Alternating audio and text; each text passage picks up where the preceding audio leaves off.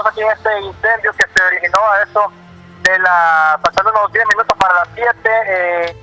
Comenzó todo como una fogata aquí en el lugar, una fogata que hicieron supuestamente pepenadores aquí en la Primera Avenida. Ellos comenzaron, donde ustedes se miran, por aquí aparte, donde se encuentra el bombero, están con una manguera, pues en ese extremo se hizo una fogata. Supuestamente de esa fogata se expandió lo que es el muro que se encuentra a un costado. De ese muro se expandió a toda esta bodega, una bodega prácticamente como podríamos decir de mercadería, de una tienda aquí en San Pedro Sula. Por los momentos la policía no maneja, los cuerpos bomberos y la policía no manejan que otra hipótesis pudo haber ocurrido aquí en ese lugar.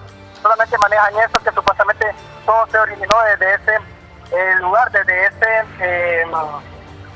esa fogata que hicieron estas personas pepenadoras en este lugar, y pues eso es lo que se maneja.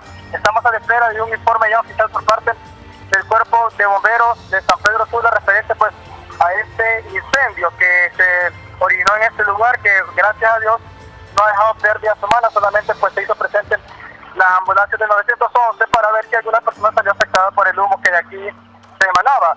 Aquí hay varios negocios muy reconocidos, los que son a los costados de esta bodega.